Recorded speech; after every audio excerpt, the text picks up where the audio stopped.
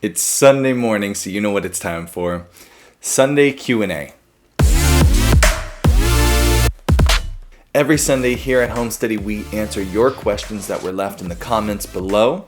If you left a question and it wasn't answered, it's probably because you didn't hashtag it Ask Homesteady. So be sure to hashtag all your questions Ask Homesteady, and that will help me find them and get them on this next week's Sunday Q&A.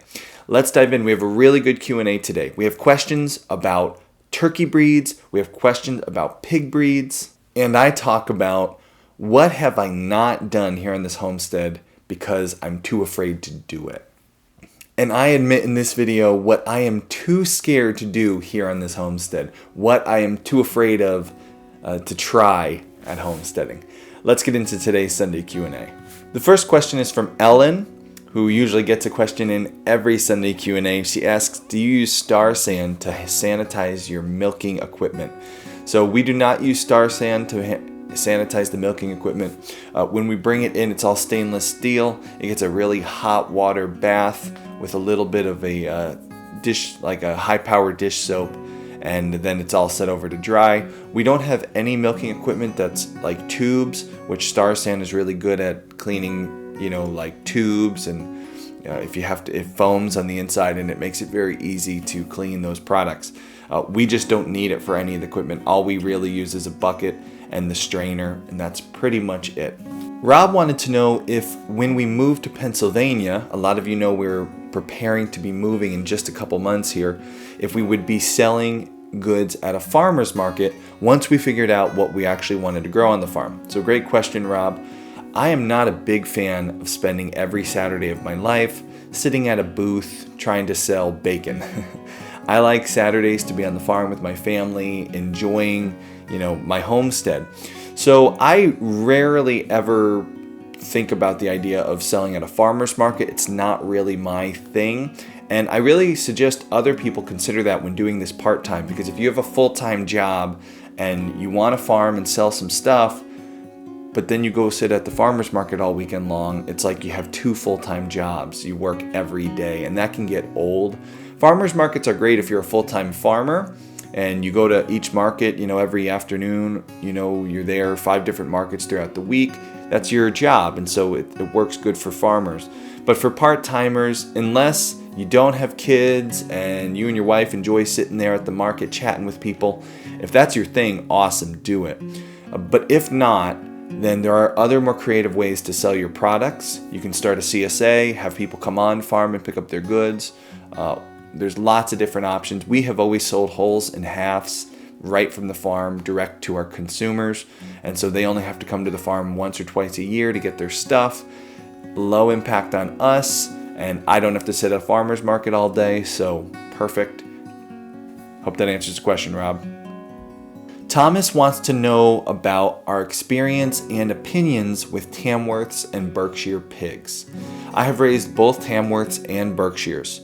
They were fine pigs. They are slower growing than the more commercial crosses, which is what I usually raise. The Tamworths are known as the bacon pig because they're supposed to have a little bit extra bacon and it's supposed to be amazing. And the Berkshires are known to be the most flavorful heritage pork you'll ever have. Honestly, in my opinion, that is all marketing. I raised both of those pigs. I didn't taste any difference in the meat. The only difference I saw was that the heritage breeds took longer to grow. They didn't grow quite as big, so more time, more feed, less product. So that's not great. Really, when it comes to breeds and flavor, what I have seen over the last years doing this here on our homestead year after year and selling pork, it all comes down to the lifestyle and the feed quality that you give your pigs. Give them a good feed. Let them be outside in the dirt and the grass. You'll get amazing quality pork if you pick good lines. The most important thing when getting into pigs is not so much the breed, it's the breeder. Who are you buying your pigs from? You want to know if they're going to be good, healthy pigs, if they're going to grow right, if they've been selectively bred for good body conformation, if they're a healthy pig. It's much more important, especially if you're new at pigs, to just find a good source, and whatever pig they're selling, go with that. So I'm not saying don't do Tamworth and Berkshires. If you find a good Tamworth source, go for it. A good farmer who's willing to take time with you, make sure you know what you're doing, explain things to you. He should worm the pigs for you before you get them. He should cut the males for you, remove the testicles before you get them. That is a good source. And if you find a farmer who will do that and he raises Berkshires, get them. Tamworths, get them. Commercial crosses, get them. Focus more on a good, reliable pig source for feeder pigs and not so much on the breed. Unless it's like a rare breed, for example, that Mangalitsa pig, people are asking astronomical amount of money for Mangalitsa because it's supposed to be so much better and so much more flavorful. Those are the hairy pigs. I warn, those are bubbles. People are really into it, but next year everyone's going to have cheap Mangalitsas on Craigslist. So don't spend too much money. If the only guy in your area is selling Mangalitsas and he's asking $1,000 a pig, find somebody else. But if you just find a good breeder with one of the standard, meat breeds of pig, you can't really go wrong. Much better to find a good source than worry about the breed. If you're interested in raising feeder pigs and you want to know everything you need to know about raising feeder pigs, I have a master class back at thisishomesteady.com. It's an hour-long class that goes into everything you want to know before raising feeder pigs, from how to source them, tips on finding a good source for pigs, all the way up to how you want to have them butchered so you use all the meat from the pig. Things you want to ask your butcher to do that are kind of custom, but will help you get the most meals off that pig. So, snout to tail, it covers everything. If you're a pioneer, you can get that class. Become a pioneer. It's just $5 a month. You can click right there and you get access to that class and all our master classes. We have one on raising chickens. We have one on food preservation. All kinds of great stuff in the Pioneer Library, and you help us to keep producing this show. Speaking of breeds, Jonette asks, what is a good turkey breed for small homestead and family consumption? Hashtag Ask Homesteady. Good on you for using Ask Homesteady. Jonette? I'm sorry if I'm getting the name wrong. John. I find if you're asking about a small homestead, I'm imagining that you're doing this more on a hobby level and that you don't have a ton of land. So for a small homestead, hobby level homestead, I really suggest just going with that commercial broad-breasted turkey. That's what we raised this last year. It grows huge. It doesn't fly away on you like some of the heritage breeds will, which for a small homestead is good.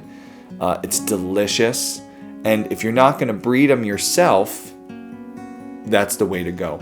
You just get them from a hatchery or if somebody sells them locally and you'll be good to go. Now, if you're looking to breed them yourself, that's not a great option because they get so big that you can't really have them bred right. So you'd have to go with a heritage breed. Shalk wanted to know where he could buy the disbudding iron that we used in the disbudding video. And we'll have a link below for you so you can find that, Shalk, over on Amazon. The Bovine Avenger asks a great question. Is there anything about homesteading you have wanted to learn to do and have not because of fear? If so, what is it? Plus, I challenge you to take the steps to start learning said thing and share the adventure with us. If said thing needs to wait till you get to your new place, even better. It gives us viewers something to look forward to, and most important, learn right along with you. Great question, Bovine Avenger. So I am not a person who usually lets fear hold me back. I usually go in guns blazing, but there are some times that fear has held me back from doing certain things. And I'll admit, even before we got Ladybug, I did not like the idea of having a cow. Cows are very big animals, and I was nervous around them. Now, getting Ladybug has made me much more at ease around cows. I am now more used to being around a large animal. And so for this reason, I'm starting to think about doing beef. I have never wanted to do beef years previous because it just seemed like, such a big animal, scary to work with such a large animal. But I'm getting more and more comfortable with that. And, I'm getting more and more comfortable with the idea of working around these large animals And so I think in PA, when we have more land, will be in a better place. Now I have more experience working around larger livestock, that we might take the step into trying out beef. So stay tuned for that, Bovine Avenger, because it'll definitely be interesting to watch. And of course, I will have some mentors who I have help me. I'm not going to be irresponsible and bring something like a big old meat cow onto the property without having someone who knows what they're doing kind of guide the process. I have to find that mentor. So if you're out there and you are, in Western Pennsylvania, get in contact with me. Chris wanted to know who is more interested in farming, me or Kay. And she talked about how it looks from the videos like Kay is doing the bulk of the farming. Chris, Kay was definitely the one who was more interested in the animals and the kind of homestead side of things. When we started this homestead, I just wanted land to hunt, and Kay wanted to be able to have chickens. So that grew. I got into the homesteading thing more and more, and I became the one who was more interested in actually like making money from the farm, running a business. But yeah, Kay definitely is the farm girl, and I'm like the entrepreneur who got into farming for it. And now we both love it in different ways. Kay is the one who will go out and just clean stalls and take care of business. I'm the one who likes to go out there and see problems and try to fix them. Problems with the design of the farm. I like to go and just try to, create new systems and streamline things. So combined, we make a pretty good team because Kay just likes to go and do the work. I like to improve things to make things easier. And at the end of the day, we both do work on the homestead. She doesn't do all the work. We share it. But right now, because she's doing the milking and we don't have pigs and all we have is the meat chickens and the egg layers, she is doing a bulk of the work for sure. So definitely a lot of work there. But I'm trying to help out by just being out there taking care of chickens and taking care of other stuff and making her jobs easier in the barn. Brian wanted to know what chaff hay was. We talked about it. If you don't have good pastures, you can feed your animals chaff hay. It's a big bag full of like pasture that's been fermented a little bit. It's got some things added to it to kind of get the biological life in it going, make it really easy to digest. I'll have a link below for chaff hay. You can learn more about it. If you have bad pastures, not a lot of land, it's a nice supplement for your animals. We talked about maybe living in a yurt, and John asked us, was it a dream? Because we talked about living in a yurt years ago, and then why not do it now if it was a dream of ours? When we had our first son, we did want to live in a yurt. It was an affordable small home we could put up, and we thought, you know what, let's do the yurt thing. We wound up not doing the yurt thing, and now, although it has always kind of been a dream of ours to live in a yurt, we are practical people, and we realize as we go to Pennsylvania, this building is already built. We don't have to spend money on the shell. It's already got electricity. It would be foolish to go investing in that stuff when we already have the building there, and now we can just work on finishing the inside. So the yurt will maintain a fun dream. We also are pretty practical in that we have 4 kids, and so we know living in a yurt would be a challenge with 4 children. So a dream for a different time. Fred asked Homesteady, asked me what program I use for editing my footage. I use the Adobe Creative Cloud Suite, and I'll have a link below for that. That's Premiere Pro for video and then a bunch of other stuff. Mary has an awesome question. Why are you all so worried about GMO-free and organic feed? It costs so much more and isn't worth it. A wise person once told me, saying a cow that eats genetically modified grain will produce genetically modified milk is like saying a cow that eats chocolate will produce chocolate milk. I'm very curious to your reasons for GMO-free and organic because of your well thought out reasoning. Awesome question, Mary. So let me get into this. I am not petrified of GMO's existence. I don't think they're going to destroy the world. Oftentimes when a new technology comes to the forefront, the general people who don't understand it become afraid of it. And you can look back in history and see that about most new technologies. All you have to do is watch a Godzilla movie to realize that, people were afraid of nuclear power, and this Godzilla movie was showing them like the bad things that were going to come about with nuclear power. And I'm not saying that, like nuclear weapons is a good thing, but people are afraid of new technologies, and that is always a trend. Do GMOs scare me? Well, the idea of genetically modifying a plant or organism in a lab to see what you can do, that's not what scares me. What I don't like about GMO feed is the fact that the plant that is in that feed has been genetically modified so that it can be doused in pesticides.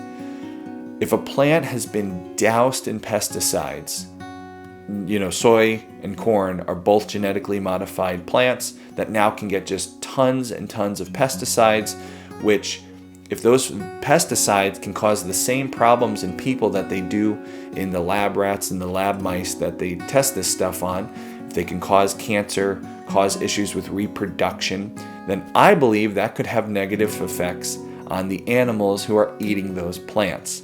I don't think a genetically modified plant is going to turn my cow into a GMO. I'm not worried about that. What I'm worried about is if those plants have absorbed the pesticides in them and have that nastiness in them, and then that gets into my cow, it can be passed on further down the line. If you think about the way like mercury poisoning works, mercury can be in the water that fish swim in, and the fish can get that mercury, the little tiny like plankton can get the mercury in them, and then the larger like minnow fish eat the plankton and they get it in them, and then the trout that I go and catch eats that animal and the mercury gets in it, and each time the mercury gets stronger and stronger in the animal to the point where there are warnings in the state of Connecticut not to eat trout if you're a pregnant woman, or not to eat striped bass if you're a pregnant woman, because of the mercury poisoning potential in that animal. So there it is, some good sound scientific proof that what animals eat as it continues down the line can remain in the system and harm someone. Now, does that work with pesticides? I don't know. I haven't looked into the science behind the exact pesticides and what they've found. I just don't like the idea of a carcinogen being sprayed all over something that I'm going to feed to my cow. I don't like that idea. And so I'm not afraid of the GMO. I'm afraid of the pesticide winding up in their diet and further down the line affecting my own family. So great question, Mary. I know GMO-free and organic are so much more expensive. The way I offset the cost of that is by finding a feeder, a mill I can buy from directly, take out the middleman, and then buy in bulk. If you find a local feed mill, and you might have to drive a couple hours, I drive like an hour and a half both ways to get mine, and you buy in bulk, usually you can bring the price almost down to the point where you're paying the same as you would at Tractor Supply for a bag of Dunmore feed. Now, one more thing I have to add to this. There are times where we run out of feed and I'll go down to the supermarket and pick up a bag of Dunmore to feed the chicks. The reason why is I also will go down to Chick-fil-A and get a number one meal with a thing of fries and lemonade. I will consume on very, rare occasions, once every couple weeks, I'll eat some fast food. I know it's all GMO and not organic. So I understand that just in small doses, I think my body can handle those toxins. It's just I don't want to have a regular diet for me or my animals to be based off plants that have been modified to be doused in pesticide. And I hope that answers that question, and I hope it makes logical sense. It makes sense to us. Beth asked why Kay wears gloves when she milks her cow. Is it for hygiene or to save the hands? Cows can get staph A from people, and that can cause mastitis, which is bad for the milk and bad for the cow and can kill a cow. So just preventative. If you wear rubber gloves, it can prevent the transmission of staph A from a person to a cow and maybe save your cow's life. So if it's not a big deal to wear rubber gloves, why not be a little extra preventative in your daily routine and, give your cow the extra chance of just being a healthy cow and not losing your huge investment by, giving the cow a sickness that gives it mastitis and then kills it. There you go. Ryan wanted to ask about our broiler chick showdown analysis. We were going to compare Cornish cross and Rangers very scientifically and kind of watch that whole thing week by week. We are moving now, Ryan, and it is going to be a little bit too challenging to do what I wanted to do. So don't worry, we're still going to do that in the future. I'm even wondering maybe if we don't do a batch in the fall. But we're going to still be updating you on the chicks and giving you some good data, and I'm going to try to do some good data on their foraging abilities. So we will have some great videos for you. The week-by-week analysis thing, unfortunately, with this move right now, there's just too much going on for me to be able to really run that the right way. Final question is from Drew. He asked about cows and goats grazing in pastures. I had talked about in yesterday's video that the cow would go first and then the goat would go behind it. He asked, can't they graze together at the same time, or do they need to be separated? Drew, a lot of this depends on your specific animals. Some cows will not tolerate being around other goats, so you want to make sure that your cow is okay with your goats. Generally speaking, if you have really large pastures, plenty of area for the animals to run, you can leave cows and goats together. But make sure you keep a close eye on that herd in the early days. Don't just assume it's going to work. Observe it, make sure that everyone gets along first, and make sure they have plenty of room to run. Because if the cow should, come into heat, get extra irritable and want to go after that goat, the goat could get away from the cow if there's plenty of room. If it's a very small paddock, then you could have a dead goat on your hands, and that's not fun. Thank you for your questions. If you want to try to get a question in on Sunday Q&A, just hashtag it #HomeSteady.